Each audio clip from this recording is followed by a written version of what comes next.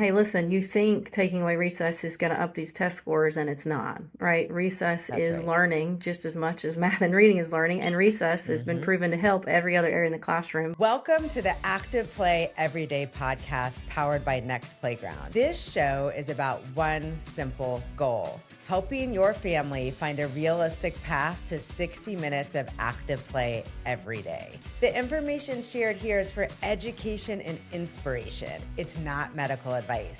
All right, let's get moving. I have here today Kathryn, Truman, and Rachel Bush from Say Yes to Recess is the name of your organization, which we're going to hear a ton about. But who on earth says no to recess? I think United States has a unique view on play. We're one of the very few countries that never signed the right to play treaty. So we look at it, and test scores have sort of taken the forefront. But if you look at places like Finland, Finland actually modeled Mm. our system in the 60s. They looked at the United States and they said, wow, what are you guys doing? You're evolving the day around play. Let's do that. And then Finland now becomes the number one elementary school system in the world, and now United States is falling far behind, and it's because we, Yeah. and so say yeah, so a lot of people that you hear, the older generations, they go, what happened, and they say, you don't get PE every day, and we're like, no, they get it once or twice a week. You didn't know that? It's like you don't get recess anymore. So a lot of people are like, what? And so it's sort of sad that we have to exist. I think what we're trying to do is shift the conversation back. Like, we want to shift the pendulum back. We can still do it. We can still deliver test scores, and we don't have to touch recess in the process. We can leave recess as a crucial component of the school day. And look, we used to do it. Let's get back to it. And so I think our organization is really trying to be part of the national conversations to swing the pendulum back to physical activity being such a central part of the school day. And tell us the story about how did you get started with this? Yeah, this started back in, gosh, was it 2022 is when we actually Uh, started. Um, and we started locally. I mean, I sort of sounded the whistle and said, wow, there's a problem, when my kindergartner came home, and she's a really, really anxious kid. She's just an anxious kid. One of the things that really helps her is going outside. So she came home, and I said, you go outside, take some deep breaths, anything that made you anxious. She just said, we don't go outside. And she's a kindergartner, so she doesn't really, at that time, didn't understand the concept of how little or how much recess she got. She just sort of said, we don't go outside. And I was like, what's that? Whoa, you don't go Yeah. So outside. I said, what? And, I was new to public school at the time. She was my, first kid. And I just said, let me look at your schedule. And come to find out, they had 15 minutes allotted of recess, which included walking to and from. And Yeah. it was painful. It was painful to hear that. And it was an issue I couldn't let go. And that's Yeah. and then along the way, Morgan, right at the start, Morgan, Kathryn, and I, all three, just sort of combined and said, this is not something that we can let go. And that's where Say Yes to Recess started. Yeah, and good for you. Pediatrician tidbit about recess is that it's this suspension of your cognition. But what I want parents to know is it's not a suspension of learning. It's actually like fully necessary for learning, right? It's a time that you learn different things. But in order to learn well, we know by the research and the science that you have to have things like recess, and you've got to have it more than Rachel, just 15 minutes a day, including going back and forth. So, Kathryn, tell us, how did you get involved?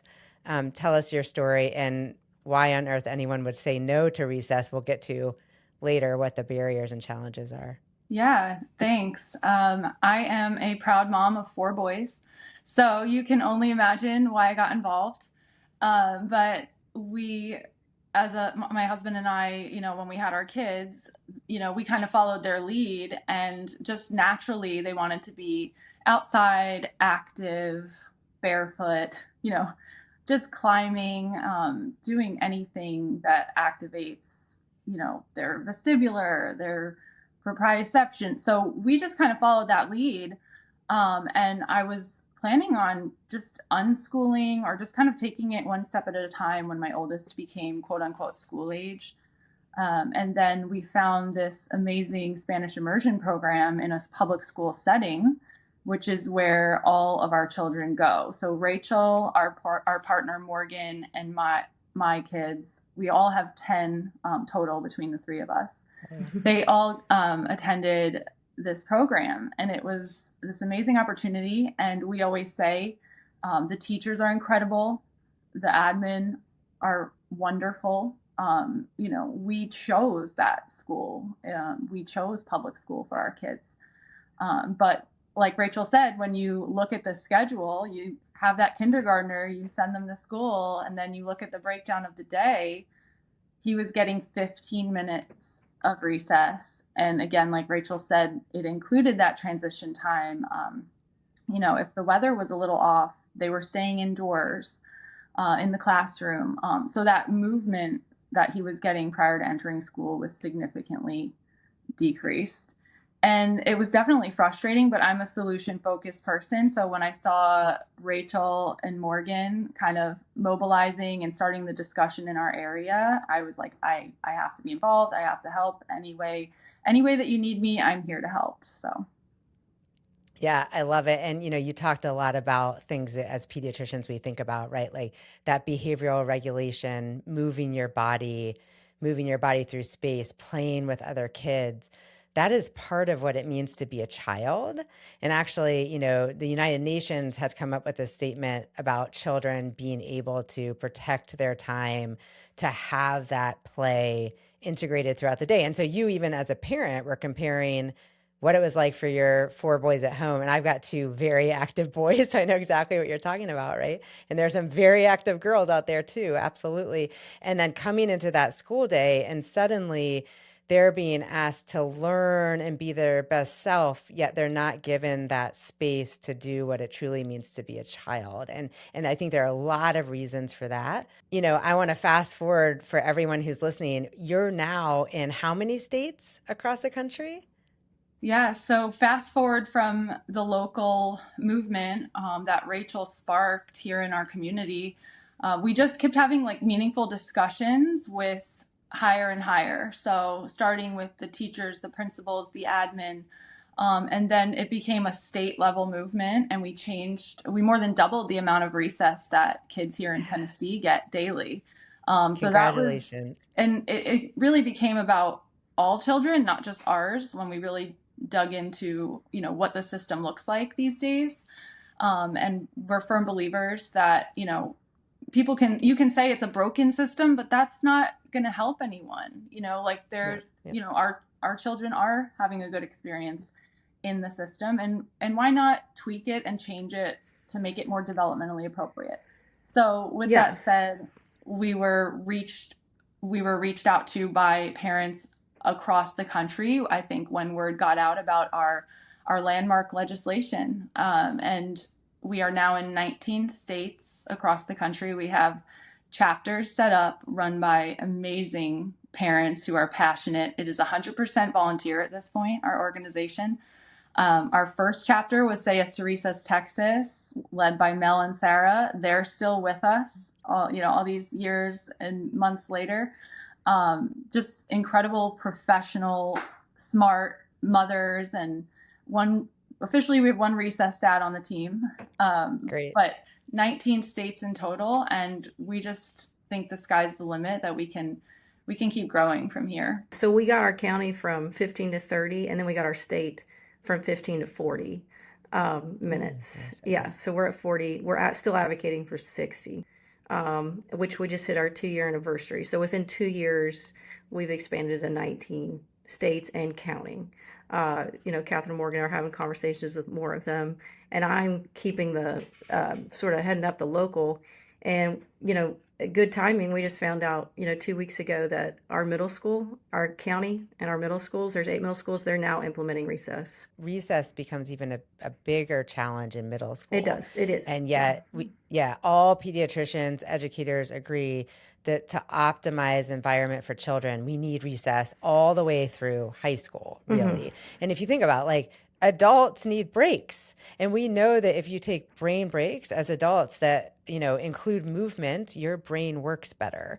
And so this is not something that we just shut off after elementary school. It needs to continue really throughout your humanhood or adulthood even, right? So Yeah. congratulations on Yeah. middle school. Thank you. The irony is the people making the decisions we've talked to, it wasn't past them. There were some jokes like they get their own recess, right? Politically.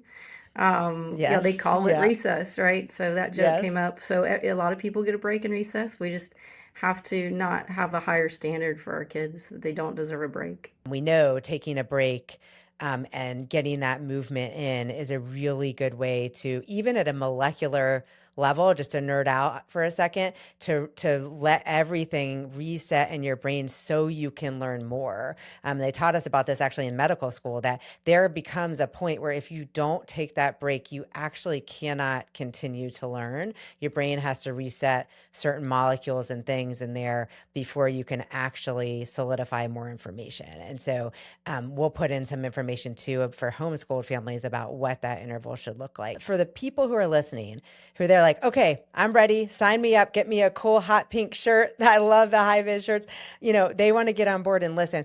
How did you do this? Like, how did you actually do it? And if they were to say to start a chapter in their state, take us through so people can understand, what does that look like, time commitment, steps, that sort of thing. We as an organization, we're proud that we remain evidence-based in all that we do. All our bill language, we had 4 bills run in 4 different states this session, actually. In Tennessee, we said, listen, in all our meetings, this is what the research says, optimizing the whole child. We need 60 minutes of unstructured free play, preferably outdoors, for every school child. Like, that was our standard. We weren't going to go for anything less than what the research says is needed.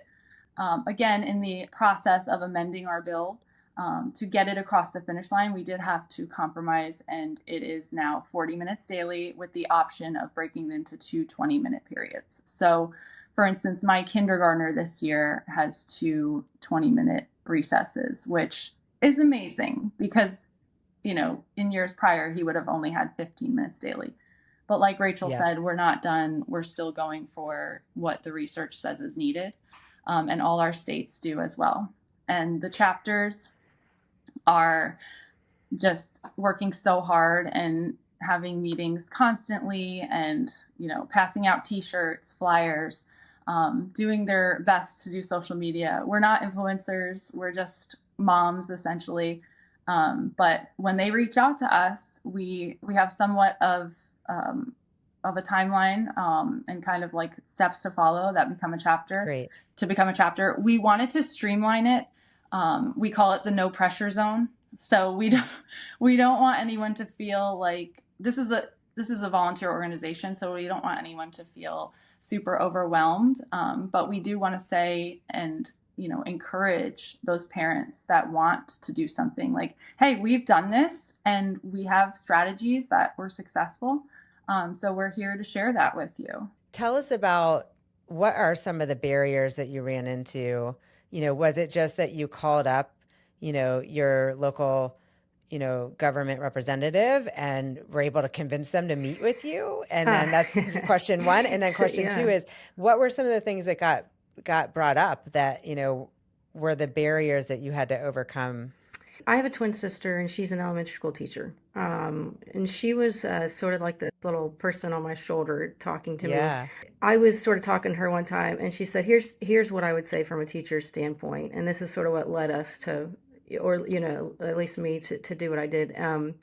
She said, teachers like this, teachers like recess, but teachers are in the system. Sometimes they're scared, right? And then she said, even principals, she said, principals want to do, they really do want to help, but she goes, they're so spread thin that they really can't tackle all these issues. And she said, you have to get their attention. And she said, the quickest way to get their attention is, she said, unfortunately, it's not science. And she said, the science is there, it's proven. And she goes, it's not really getting us very far because there's too many cooks in the kitchen. So she said, you get a lot of people and you put a lot of positive pressure. And she said, but you got to mobilize. She said, there's got to be a lot of you. That was our first step, was sort of taking a year, and what we sort of said, let's just take a year and educate. So we reached out to local media. We got more moms and dads on board. And when those voices started getting loud, we were careful and we said, hey, we're not turning negative. But we got some media attention and we stuck with the science, like Kathryn said, and we just started to grow. Mobilize as a group, stick together, have one clear voice, stay positive, and you can make change. And we've gotten so many no's before we got Mm, yeses. So I do want to be yeah. clear. We've just made it harder. We've tried to make it easier for people to say yes than no. We had 5 things that came at us so often that we designed a sheet and said, here's the argument and here's the counter argument. And we left it with them. Awesome. That helped us because we're like, we're prepared for this. This is what you're going to say. We've got it. And even if they couldn't meet with us, we're like, please take this and read it. Yeah. But second, so there's a stat right now. So what I do by day, besides being a mom and fighting for recess, is I'm a college professor and I teach seniors. And I talk to employers and I say, what do you want? What do you need? I'm helping them write resumes and cover letters, and they're not sitting there coming back and saying they need to be the best at math or the best at this skill. Yeah, they got to be good at it, right? But right, they're saying we want problem solvers, we want go-getters, we want people who can be willing to learn, right? Learning how to learn is something you do at recess. Yes. At Hmm. recess, the kids have to figure it out, and it's like a life lesson. So I say, like, even these lessons carry through all the way to my students who are about to enter the working world. And, I think people interaction is coming more imperative because right now there's a stat that says if you're in kindergarten, the AI is changing the world so fast that 90% of the professions that they'll go into aren't even created yet. Okay. So Yeah. computers are becoming a thing. And so people skills are so crucial, and that's where, recess comes in, as far as it is teaching them how to be a better person, conflict resolution, like, and it's not just physical activity, it comes with a lot. And I think that what they learn in recess can carry all the way through to help them at a later time. It helps them middle school, then high school and college and so on. So I would just say, recess is a lot more than just going and kicking a ball around. It can be, life lessons. 100%. Yeah. Yes, I think those are such excellent points. And I want to repeat that, recess is about learning skills for life, both from a cognitive mental health standpoint and a physical activity standpoint, which is really my passion, right? And what brought us together. But it's so much more than just running after a ball and kicking it. It's all the things you described, right? Teamwork, conflict resolution, having that wakeful rest to solidify your learning. And the tricky part is that I realize in talking to you right now is those things are harder to measure. You can measure a kid's reading or literacy score, and the government can understand where this school is on that scale, right? You can easily measure a kid's or a group of kids' math comprehension and score, right? But all these things that you just mentioned are so critically important for what it means to be a human, right? Hmm. And yet they're harder to measure, not impossible to measure, but they're harder. And I think therein lies some of the challenge and why we all need to come together as a group and advocate for our children to have the movement and the time to build these life skills in the school day where they spend most of their time. Oh no, we cannot do this because it's going to lengthen the school day. And sorry, next meeting. What did you guys say to that? Yeah, so it doesn't actually have to link in the school day. So one of our arguments to go back to the school day was, if you look at the Tennessee labor law, it was 30 minutes to every 6 hours of work for an adult. We were going on average Mm-hmm. 7 hours in Tennessee. We're one of the longer states, giving a 15-minute break. So we were breaking the labor Hmm. law. So that stat sort of would jolt some people, some Yeah. politicians, and say, oh, okay. And then what we did is this took us a long time, but we said, hey, look, if you look at the state of Tennessee, your argument is there's too many mandates in a day. When you look at the mandates, not the recommendations, the mandates, there's 2 mandates from the state of Tennessee. There's RTI, Hmm. intervention, and there's physical activity, which is a mandate. Everything Mm-hmm. else is a recommendation. If you look at it, it says Mm. recommended. It does not say mandated. So if you recommend 150 minutes of ELA for K through 2, which you do, and don't get me wrong, these administrators are between a rock and a hard place because they feel like they have to follow them, okay? But if you look at it, it's recommended, which means you can lower them Give that time that you learned. And we're not talking about an hour. We're talking about you take 10 minutes from a 150-minute designation here, 5 minutes from a 90-minute designation here. There is an extra 15 minutes in the day. That is not a mandate.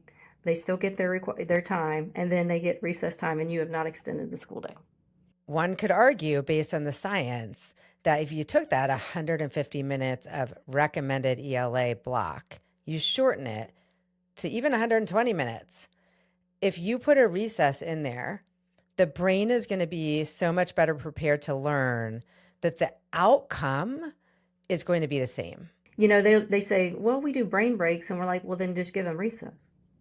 If you're going to give them Yeah, brain breaks. right. And I'm glad you brought up brain breaks because Mm-hmm. there's a difference. I love that my kids get brain breaks in the classroom. There's a Mm-hmm. lot of great ways to do that. We'll probably Yeah. have a podcast Mm-hmm. about it, right? Because part of what we're doing is trying to get every kid everywhere to 60 minutes of active play, Mm-hmm. which is moderate to vigorous activity plus joy a day. Mm-hmm. Very few, actually 25% of children get that. We have to talk about the school day, right? So Yeah. there's little bits maybe in those brain breaks where they're getting up and doing jumping jacks, but that is not the same as a recess. And how did you respond to that when they said, well, we're doing brain breaks, that adds up. We don't need another Brain recess. breaks are optional. Recess will be mandated. So that's what we Yeah. say. Brain breaks are wonderful, but they're left up to the discretion of the teacher, and several teachers decide not to do it. So we have to mandate and sort of pull that card and say, we need something that's mandated by the state. So teachers do not have the option of providing recess or not, or providing a brain break or not. So that was our argument. And then what we did is we really, really tried to have examples of, solid, concrete examples of, what practically they could do. And so a lot of these lawmakers, and it's not their fault, in the state of Tennessee, there's 1,500 bills going across their desk. So when you say, Wow. do you know the recess bill? They don't. They have people working for them. They'll Mhm. say, let's go look into it, right? So if they're not in the education scene and they're not on those committees, it's hard for them to know. So we would first just educate them on the current law, and some of them just didn't know that. And so they would sort of be blown away and go, "Oh, is that what it is? Is it as low as 15 minutes? I didn't realize it had gotten that low." Or they're new, right? They just got voted in. So at one is just educating them, and then two, when they come at us, we just educate them and give them examples of why this needs to change, and county to county how it could change. And so I will say the Tennessee argument that we said the rest are recommendations, that is the state of Tennessee. Kathryn's been working with the chapters.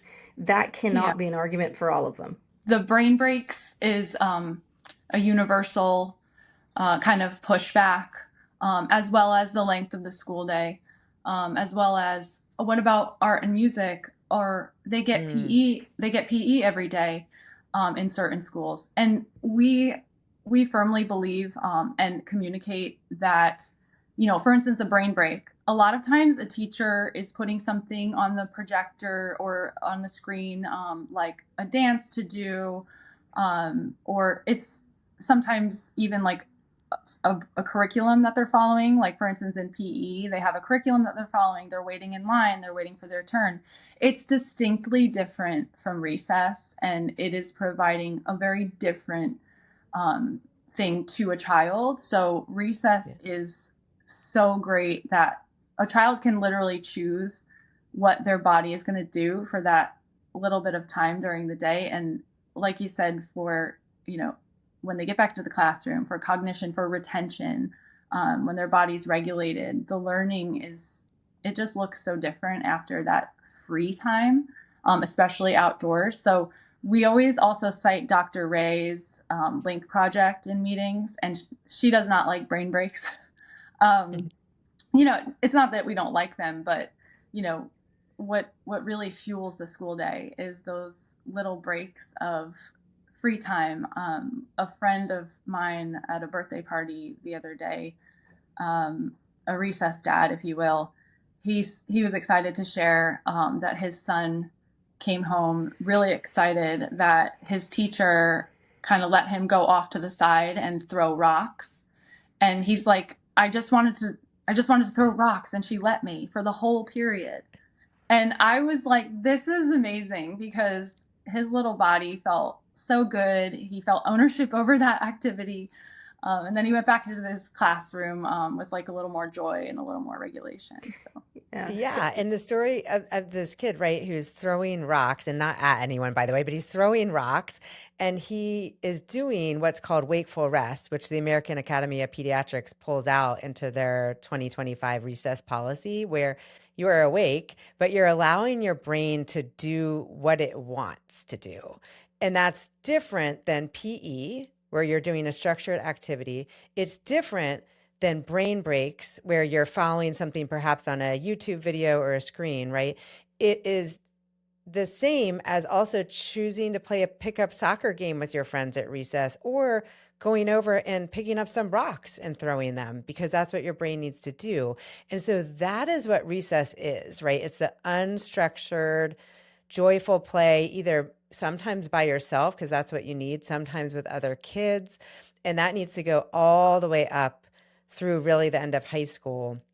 And how do we allow that for our kids to optimize wellness is what Say Yes to Recess is trying to answer for the entire country. One of the things that we see in pediatrics is that children are an afterthought, truly.